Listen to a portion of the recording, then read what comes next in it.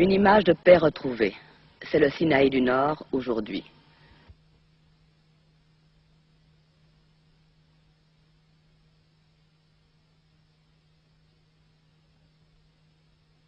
Hormis quelques tanks, véhicules ou canons, vestiges de la guerre des 6 jours, oubliés par le service de ratissage israélien, ce n'est que sable blond, palmeraies où mûrissent les dattes, troupeaux de dromadaires et de chèvres que conduisent des Arabes paisibles.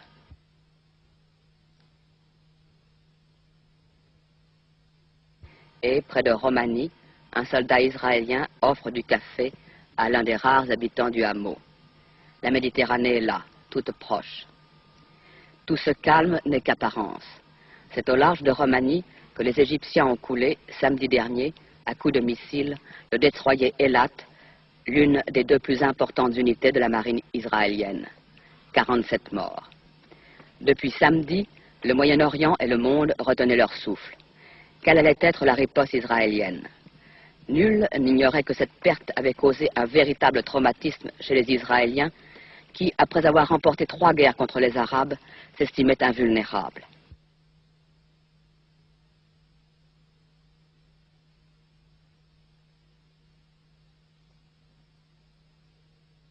Quatre mois et demi après les cessez-le-feu, à vrai dire rompus par des incidents incessants, sur le canal de Suez en particulier, la guerre allait-elle à nouveau éclater?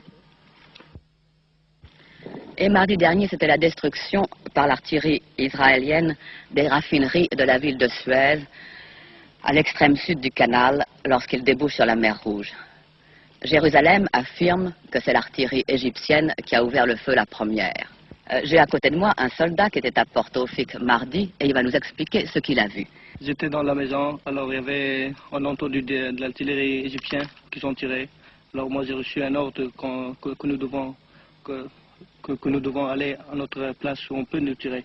À quelle heure était-ce? C'était l'heure de 2h30 l'après-midi.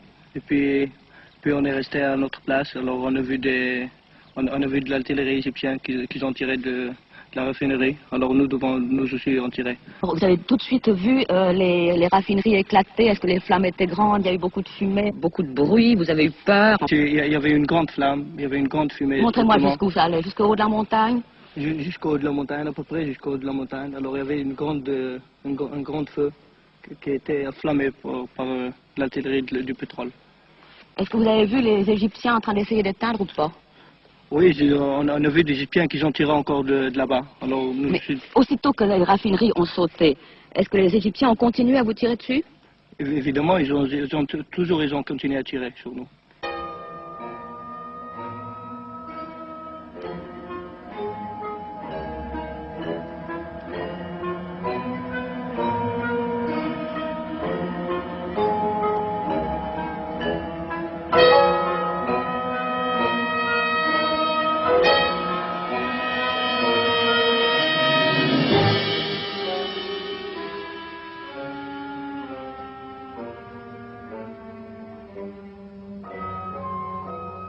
Actuellement, le mouvement d'exode s'amplifie et l'on dit même que pratiquement 1/5 seulement de la population de la ville de Suez et de la ville de Port-au-Fik se trouverait encore ici. Les autres ont été rapatriés dans la région du Caire et hébergés par leurs familles ou regroupés dans des centres d'hébergement.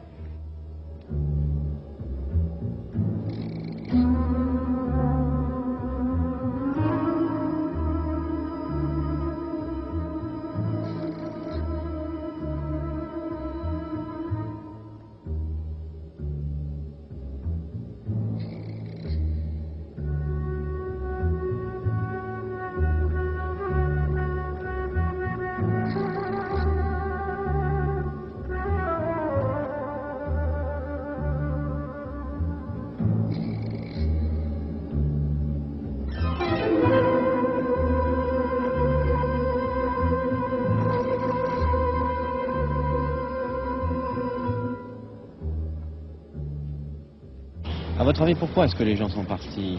Les gens Ils ont peur? Non, ce n'est pas la peur. C'est comme vous voyez, nous sommes tous des jeunes gens que nous sommes ici, on n'a pas peur.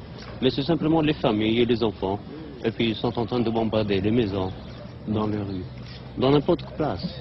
Alors, nous perdons beaucoup des enfants. Et puis aussi des écoles, d'une autre foi. C'est-à-dire, quand nous avons les écoles ici nous n'avons plus les écoles. Et puis ça peut durer 1 an. Alors, on ne peut pas laisser les enfants comme ça dans les rues. Vous avez assisté au dernier bombardement? Oui.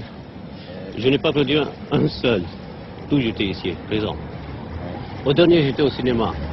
Et puis quand j'étais au cinéma, alors le cinéma a fermé. Et dès que le cinéma a stoppé, ça a commencé le bombardement dans les maisons. Alors quand vous voyez les fusées, alors ça fait... Ça rend fou.